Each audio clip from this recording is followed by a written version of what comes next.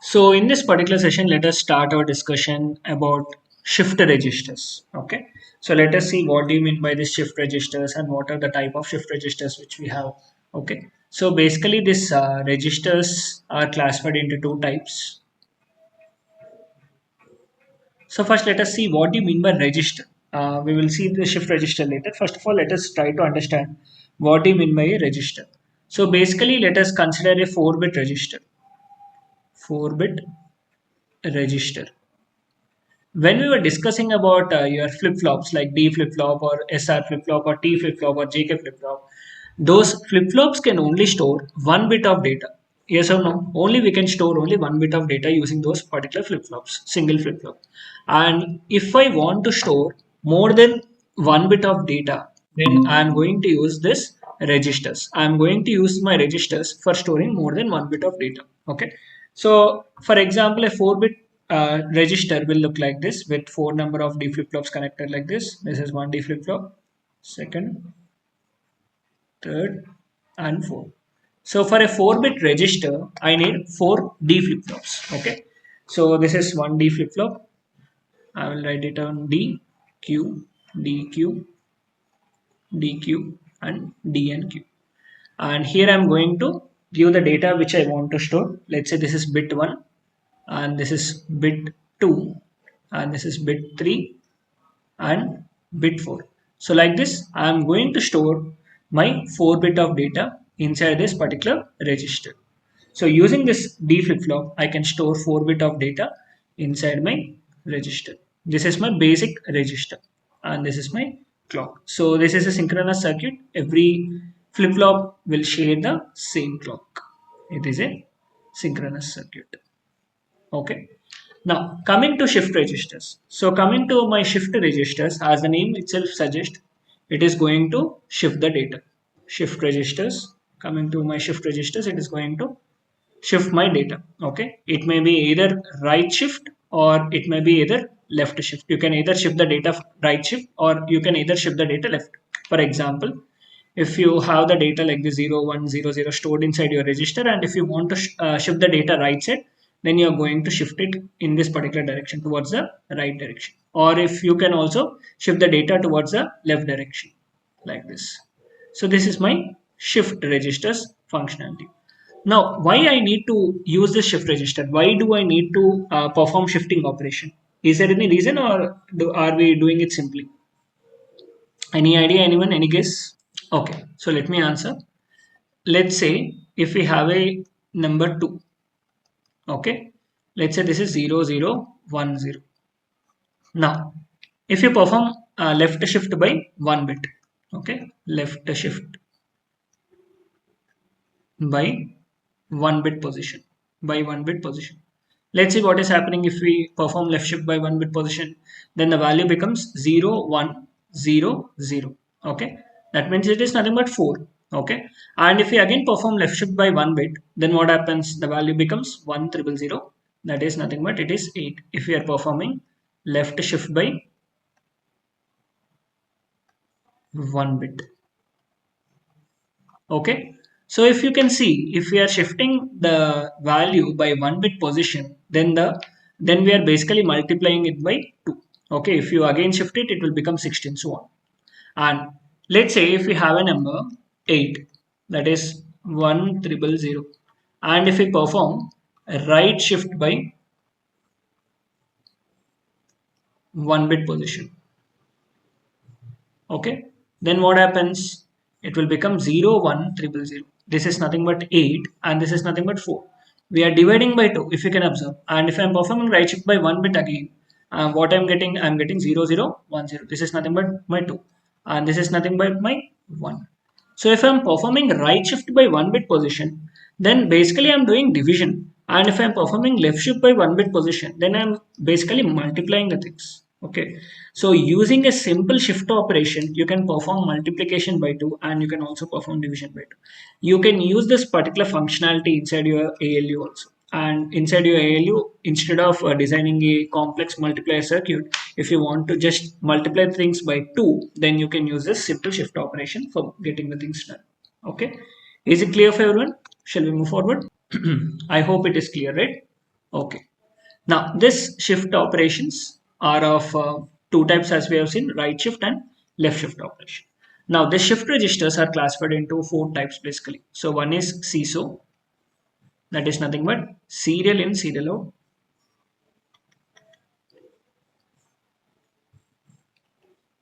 And another is SIPO, serial in, parallel out, serial in, parallel out. And another is PISO, that is nothing but parallel in, serial out, parallel in, serial out, parallel in, serial out, and followed by parallel in, parallel out, followed by parallel in, parallel out. So these are the type of shift registers which we are going to show: serial in, serial out, serial in, parallel out, parallel in, serial out, and parallel in, parallel out. Now, so let us first of all try to understand what do you mean by serial in, serial out. Then we will discuss about next other shift registers. Okay, first let us try to understand what do you mean by SISO, serial in, serial out.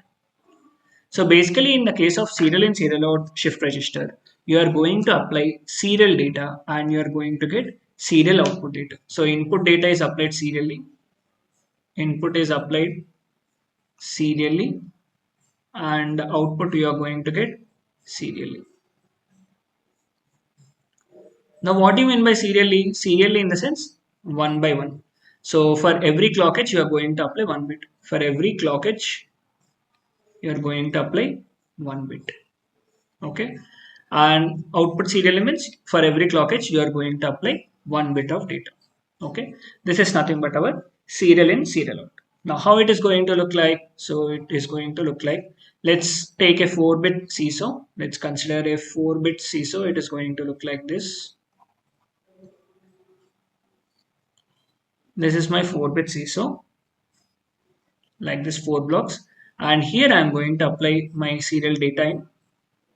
And here I am going to get my serial data out. And I am going to supply clock. Okay. Now, what type of shift it is? The data is shifted from left to right. That is, it is nothing but my right shift. A right shift is happening here. Okay. Now, and if I want to perform the left shift, then I'm going to apply the data here.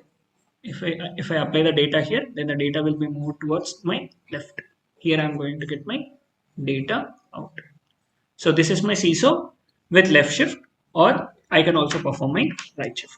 Now how to build this SISO? I can take the help of a D flip-flop. Okay, so let us see the circuit diagram of my SISO, 4-bit SISO. So I'm going to have 4 D flip-flops like this. 1, 2, 3, and 4. So this is D, D, D, D. Okay, and this is my MSB, D3, D2, D1, and D0. Q3, Q2, Q1, and Q0. And I'm going to provide the same clock for each and every flip-flop. So this is my clock which I'm providing to each and every flip-flop. And let us assume that our flip-flop is a active rising edge flip-flop. Okay.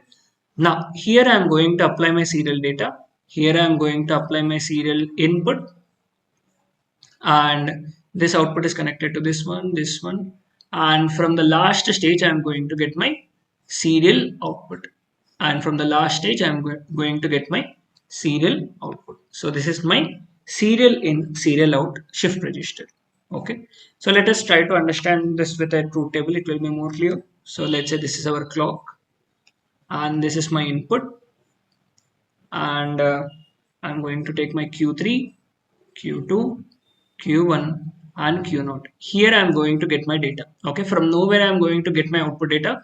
Only at Q0 I'm going to get my data. Okay, in the case of SISO, I'm going to get my data at the Q0, and this is my clock. Let's say I'm going to apply the data. Let's say I'm going to apply 1011. I'm going to apply this particular serial data 101. Okay. Now, if there is no clock, whatever maybe the input you apply here, your output will be 0 only. Your output is not going to change.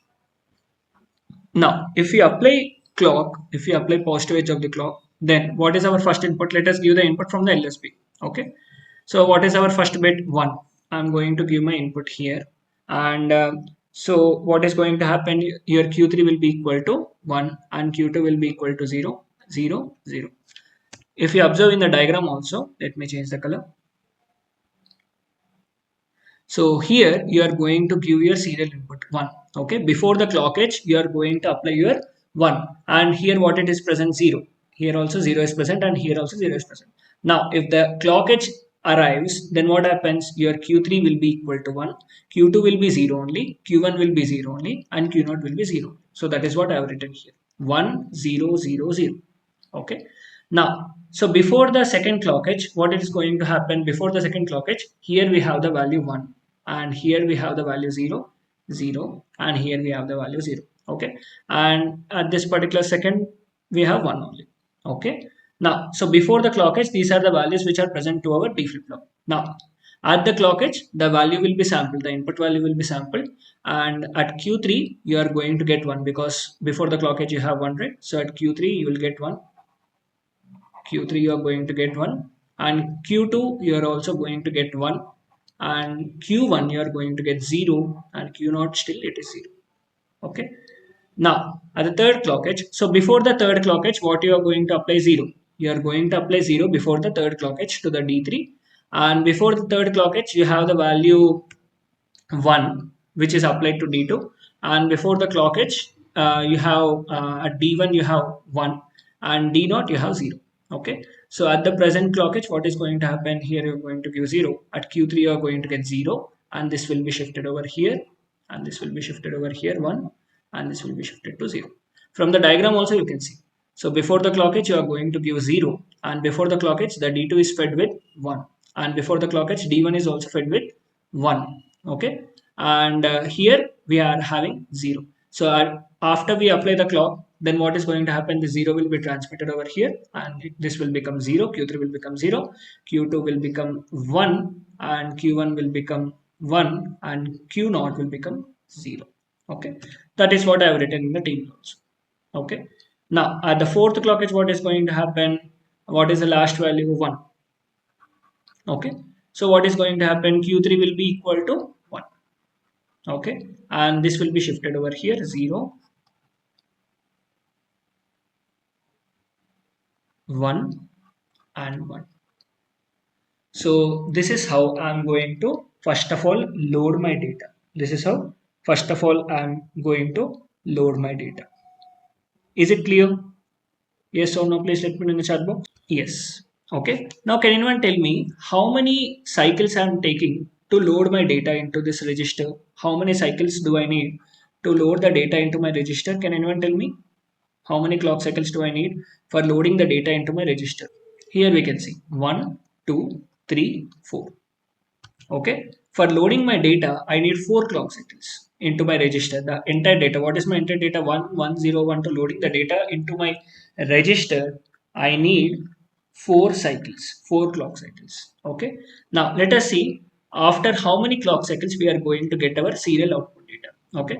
So at 5th clock cycle, what is going to happen? This is my clock and input I am going to stop Q3, Q2, Q1, Q0. So at the 5th clock cycle, I'm not going to apply any input. Okay. So let's say it is equal to 0 itself. Okay. And what is my Q3 value? It will be 0 and Q2 value it will be 1 and Q1 value it will be equal to 0 and Q0 value it will be equal to 1. Okay. So this is at 5th clock cycle. Now I am getting the second data. If you can see here at the Q0 I am getting the first data, this is 1 and the second data 1 and at the 6th clock cycle, this is my 6th clock cycle, I am not applying any input and Q3 I am getting 0, Q2 I am getting 0 and 1 and this is 0. So this is another data which I am getting and at the 7th clock cycle I am not applying any input. Q3 is equal to 0, Q2 is equal to 0 and Q1 is also equal to 0 and Q0 is equal to 1. So I am taking total, I will show you how many clock cycles we are taking. So I am taking this is 1, 2, 3 and 4. So basically I am taking 1, 2, 3 and 4. 4 clock cycles I am taking. Okay, not 4 clock cycles, 3 cycles. So 4 clock cycles we are taking to load the data. This is 1, 2, 3, and 4th. In the 4th clock cycle only, we are getting one data, and we are taking extra 3 clock cycles for getting the data. So I will write down the conclusion here. For loading the data into my SISO, I need total n clock cycles. And for getting the data out of the SISO, out of SISO, how many clock cycles do I need? That is n minus 1. What is this n? N is the number of bits. Okay, n is the number of bits. So here you are going to use 4-bit SISO, right? So you need 4 clock cycles to load the data into the SISO, and you need 4 minus 1, that is 3 clock cycles to retrieve the data out of this particular SISO. Now, so this is our right shift we have seen. Okay, so this is right shift we have seen, and we also have bidirectional SISO that we will discuss later. First, let us try to complete our SIPO and PISO, those circuits, and let us see the bidirectional later. Okay, so next is our second type of circuit, which is nothing but our SIPO, serial in parallel shift register. Now, in the case of this SIPO, serial in parallel shift register, let us take again 4-bit SIPO. This is 1D flip flop, 2, 3, and 4. Okay, and this is our clock which has been connected. These are my rising edges of clock, and this is my serial input which I am going to apply here. This is my D3, D2, D1, and D0. Okay, now in the case of SIPO, I am going to get my parallel output. In the case of my SIPO, I am going to get my parallel output. Okay, so this is my Q3, this is my Q2, Q1, and Q0. So this is my parallel. This is my, I'm going to apply the input serially. This is my serial input, and I'm going to get my data parallelly. That is Q3, Q2, Q1, and Q0. Okay. And if you want to see this block diagram, it will look like this. This is 4-bit SIPO. Here you are going to apply the input serially, and you are going to get the data out parallelly. This is my serial in parallel. Okay, let us try to understand this with the truth table. Clock input Q3, Q2, Q1, Q0.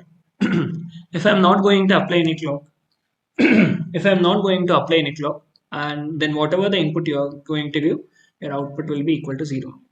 Let's say if I want to give the input, if I want to shift the input 0, 1, 1, 0. This is the input I wanted to give serially. Okay, what I'm going to do at the first clock edge, I'm going to give the input as 0. Q3 will be equal to 0, and everything will be equal to 0.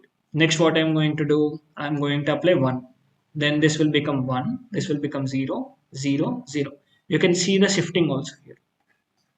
And here I'm going to give next 1 I'm going to give, this will be 1, and this will be shifted to the Q2, and this will be nothing but 0, and this will be nothing but 0. And at the third, fourth clock edge, I'm going to give 0, this will be equal to 0, Q2 will be equal to 1, and this will be equal to 1, and this will be equal to 0. So for loading the data, how many clock cycles do I need? Can anyone tell me? For loading the data into the SIPO, how many clock cycles do I need? For loading the entire data into my 4-bit SIPO, how many clock cycles do I need? 4 clock cycles. 1, 2, 3, and 4. At the 4th clock cycle, you can see all the flip-flops are loaded with the data. Okay, I will write down the conclusion here. For loading the data into SIPO, I need total how many clock cycles? 4 cycles. Now, for loading the data into 4-bit SIPO, and for getting the data out of the SIPO, how many cycles do I need? Exactly 4. For getting the data out of the SIPO, getting the data out of SIPO, how many clock cycles do I need? Can anyone tell me? Okay, only at this one cycle, what we are getting, the whole data we are getting, because it is a parallel data out, right? So from each and every flip-flop, we are getting the data in only one cycle. Okay, so this is nothing but our SIPO. For loading the data, we need 4 cycles, but for getting the data out of this SIPO, we only need 1 cycle for getting the data out of this SIPO. Is it clear? Any doubts or any queries here? So this is nothing but my SIPO. Okay. Next, what is the circuit which we have is our PISO. PISO is nothing but parallel in serial out. Next is our PISO. PISO is nothing but parallel in serial out. So let us see what is this parallel in serial out. First of all, let us see this with our block diagram. So this is our 4-bit PISO where we are going to apply the data parallelly and we are going to get the data serially. This is our serial out and this is nothing but my parallel in. This is nothing but my parallel in. Now in the case of PISO, there are two operations you are doing. First operation, what is you are doing is load operation, and the second operation which you are performing is shift operation. These two operations you are doing in the PISO. First operation you are performing is loading, and the second operation which you are doing is shifting. Now, so we need one control signal for controlling these operations because you cannot do load and shifting at the same time, right? So first you need to load the data into the PISO. Next, you need to shift the data from this PISO. Okay. So for this particular thing, I'm going to use a circuit which is going to control the loading operation and shifting operation. Okay. So first of all, let me draw the 4-bit PISO, the 4D flip-flops. Let me draw it. This is 1, 2, 3, and 4. Okay, this is my MSB D3, Q3, D2, Q2, D1, Q1, D0, and Q0. Okay, and Q3 bar, Q2 bar, Q1 bar, and Q0 bar. And these are all connected by same clock. These are all connected by same clock. Now, here, I should perform load operation and shift operation. Okay, so I'm going to take a control signal which is nothing but load. If this load is equal to 1, then my loading of data will be happening. If this load is equal to 0, then shifting will be happening. I will write down here. If load is equal to 1, load operation will be happening. And if load is equal to 0, and if my load is equal to 0, then shift operation is going to happen. Okay, so for this, what can I do? I can take a simple multiplexer like this. I'm going to take this is for this multiplex, this is this one, and this is for this, and this is for this. Okay, now this particular load signal, I'm going to give it as my select line.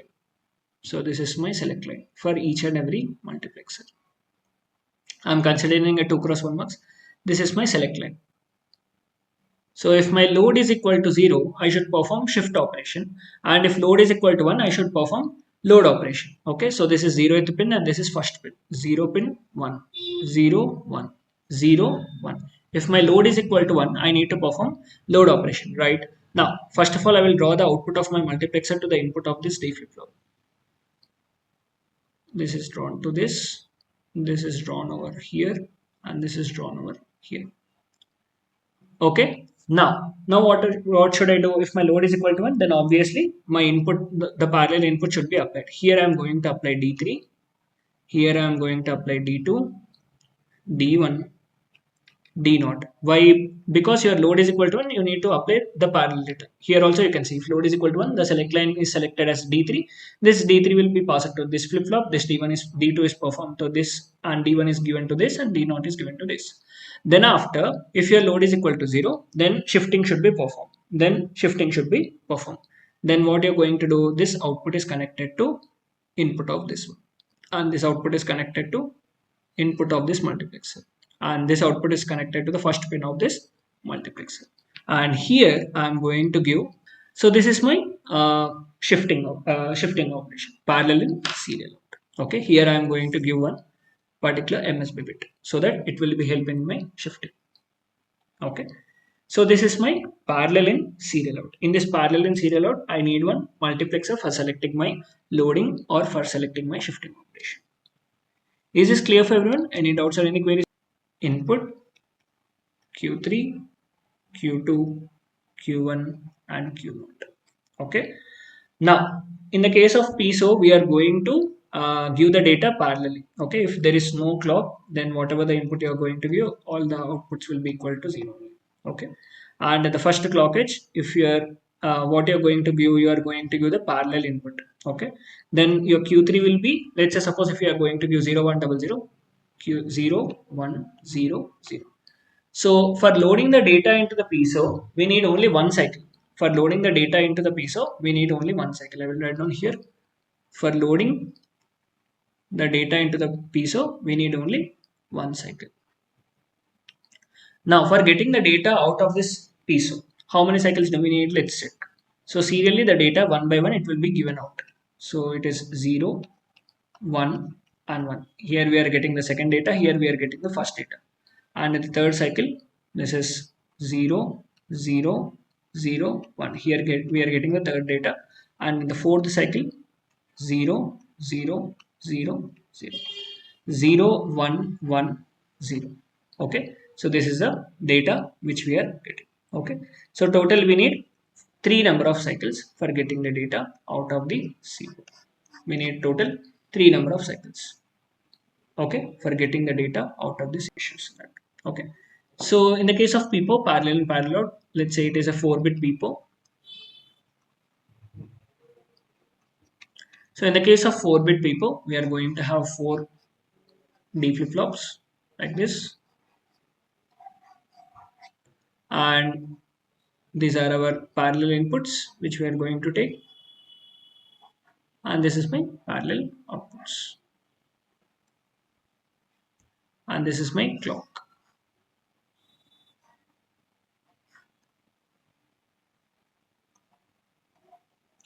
So here I am going to apply my input, and here I am going to get my output, input and output. Okay, so this is nothing but my parallel in parallel. Now can anyone tell me how many clock cycles do we need to load the data into the PIPO? Number of cycles.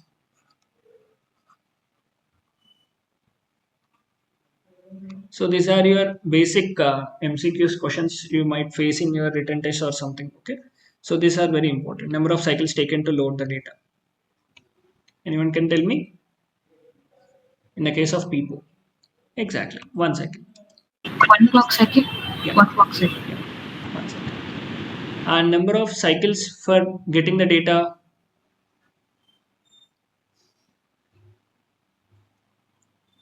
It is also 1 cycle.